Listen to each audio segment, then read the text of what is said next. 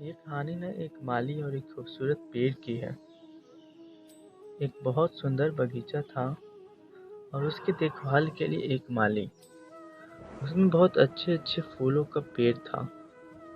जब पेड़ का कोई डाली निकलता था जो उस पेड़ को नुकसान पहुंचा सकता था, इसलिए वो माली उस डाल को काट दिया करता था।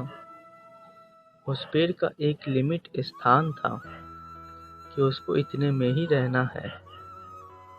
और यह बात एक दिन उस पेड़ को खटक गई।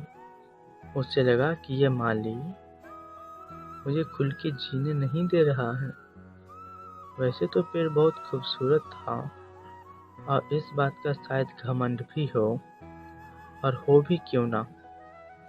वो पेड़ इतना खूबसूरत उस माली की वजह से था।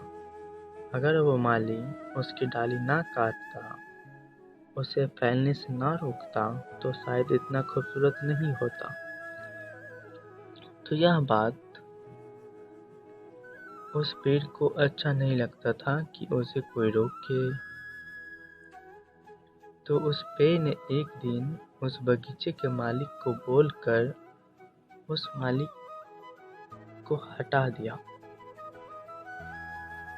और फिर पेड़ को लगा कि अब वो आज़ाद है, क्योंकि मालिक तो जा चुका था।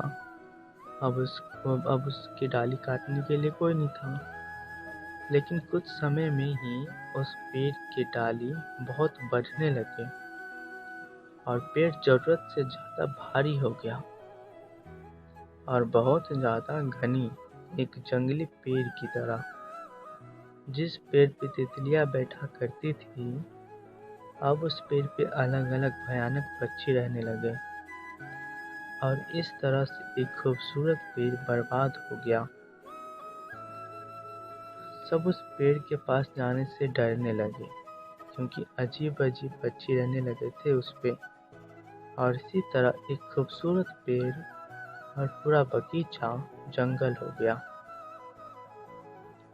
तब उस पेड़ को माली की याद आई कि वो माली जो मेरी डालियां काट दिया करता था, वो मेरे लिए अच्छा था और तब तक वो माली जा चुका था।